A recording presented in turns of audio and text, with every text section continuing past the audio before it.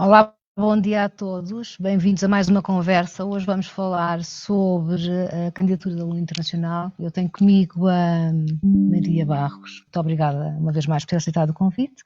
Gostaria que falasse um bocadinho sobre esse processo para os alunos internacionais, obviamente. Como é que se processam as candidaturas, quem são elegíveis, as fases.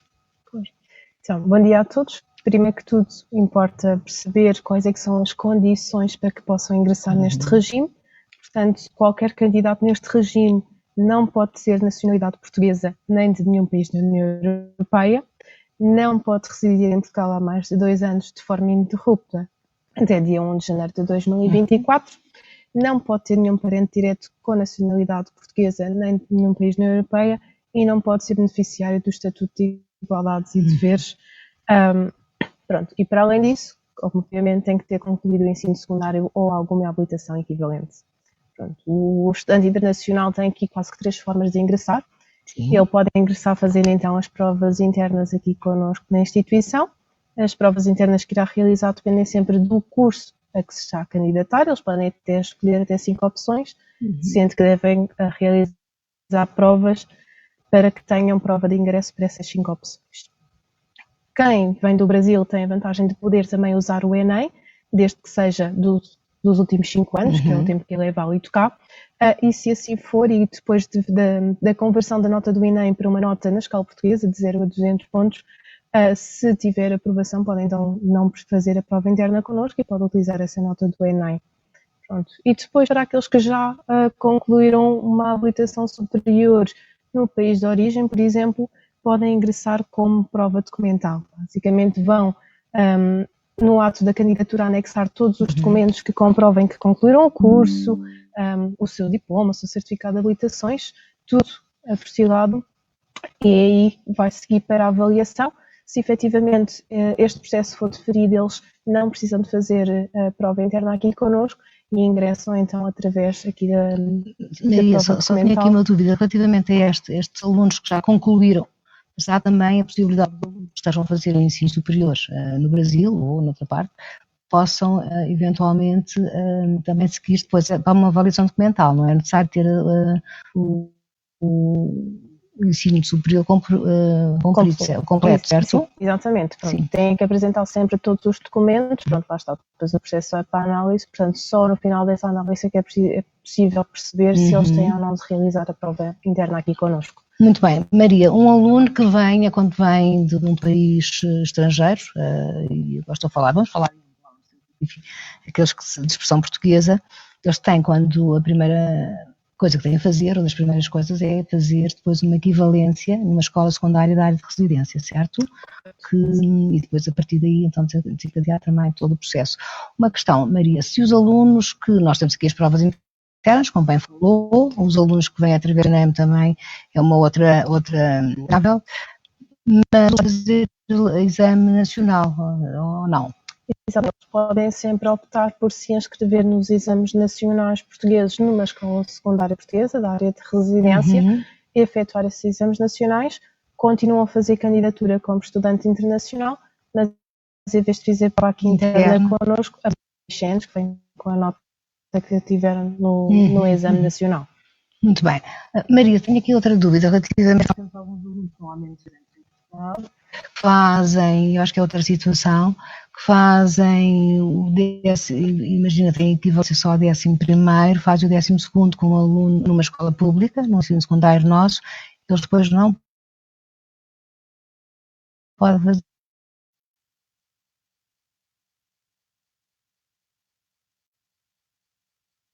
fazer prova interna aqui. Mas, por exemplo, em Angola, sim, Cabo Verde também, tem de obrigatoriamente fazer os exames nacionais e apresentar a ficha ENES no ato da candidatura. Muito bem. E as fases, Maria, nós já temos, quantas fases é que nós temos, sabe?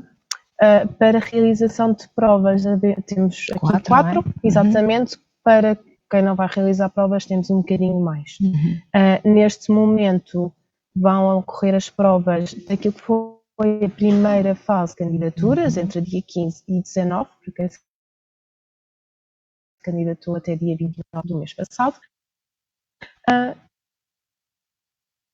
No entanto, já estão a decorrer a 7 de maio, vai fazer provas depois entre dia 3 e 7 de junho. Muito bem. Diga uma coisa, Maria, se atualmente o aluno só se pode candidatar uma vez? Não. Não, é assim, imaginemos que o aluno se candidata na primeira fase, não tem aprovação na prova ou não fica colocado, poderá sempre depois candidatar-se novamente na fase seguinte. Ok. E agora estou-me a lembrar de uma situação que tem a ver com os cursos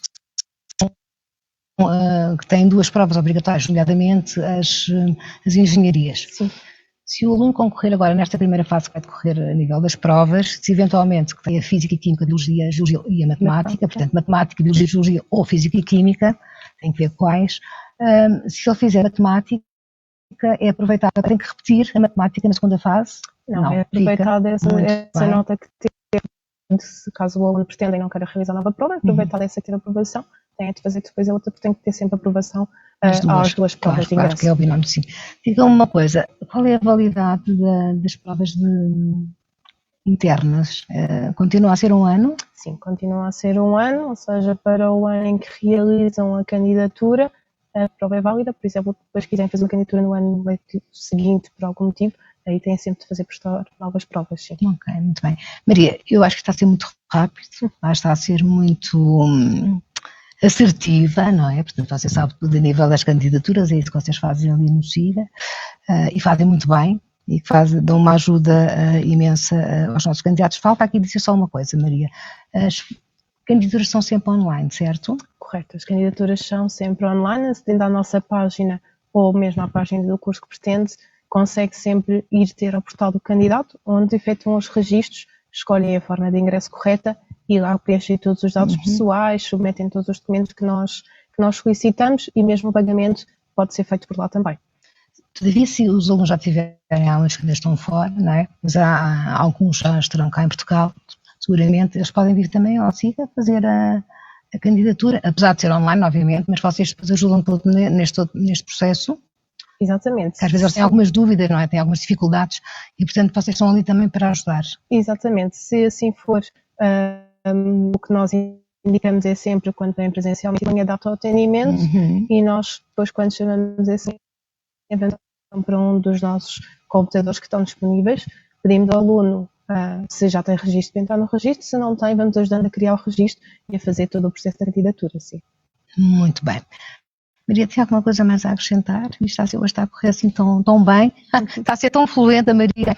Aliás, é para nós, o senhor está sempre... É sempre muito bom conversar consigo porque as coisas correm sempre lindamente. Tem mais alguma coisa a acrescentar relativamente a esta matéria? Sim, só então deixar aqui a nota que em termos de documentos depois que têm que apresentar, será sempre, claro, o passaporte, o certificado de conclusão do ensino secundário e, portanto, não tendo concluído numa escola secundária portuguesa cá, têm de apresentar esse documento apostilado, a tal declaração que nós falamos de equivalência ao ensino secundário português, a declaração de honra, que dá na nossa página e que serve apenas para que nós verifiquemos que os alunos efetivamente cumprem os requisitos de elegibilidade à condição de estudante internacional e pronto, caso ingressem com os exames nacionais, apresentam a ficha ENES, caso seja com o ENEM, apresentam as notas do ENEM sempre apostiladas e caso seja por prova documental, tudo o que são certificados e diplomas do ensino superior que tenham realizado também apostilados. Já há pouco vamos seguir numa questão que tinha a ver com a frequentar uma que têm um ensino superior no país deles, ou que já terminaram. Há a possibilidade, e estou-me a lembrar, nomeadamente as pessoas que vêm para mestrados integrados, não é? Há a possibilidade de haver aqui depois um processo de equivalências ou não para estes alunos? Também Sim. Não há? Ou seja, a partir do momento em que fiquem colocados e efetuem a matrícula, no ato da matrícula ou nos 15 dias úteis seguintes, devem dirigir-se ao SIGA, trazer consigo o certificado de habilitações com as notas e as disciplinas a que tiveram aprovação, os conteúdos dessas mesmas disciplinas e nós depois presencialmente damos então início ao processo de acreditação, que irá depois ir para a análise para verificar a que disciplinas serão então equivalentes. Há só aqui uma coisa que eu acho que é importante e que nós devíamos falar. Quando as provas internas é sempre solicitado ao aluno um documento. Esse documento deverá ser sempre o passaporte, não é? Correto. Okay. Portanto, quem nos está a ouvir do outro lado, e depois também há de ficar gravado, nós fazemos aqui estas conversas, maravilhosas que temos vindo a fazer, convém que os alunos tenham-se atenção, porque este exame, estas provas internas têm o rigor do exame nacional, portanto há a validação primeiro da documentação para poder entrar na sala de aula, na sala de exame, mas é sempre o passaporte. Até temos que ver a fotografia, portanto há aqui um conjunto de requisitos que são necessários de salvaguardar e este em particular é de veras importante. Portanto, quem quiser fazer prova connosco deverá trazer sempre o passaporte. Minha querida Maria, mais algo a acrescentar? Não, penso que não. Não havendo mais nada a acrescentar, eu acho que isto realmente foi muito fluido, mas acho que muito perceptível, aliás foi maravilhosa na sua explanação. Resta-me agradecer a todos que estiveram do outro lado. Espero que venham muitos ter connosco, não é? E portanto, um bom dia para vós e o nosso muito obrigada. Obrigada.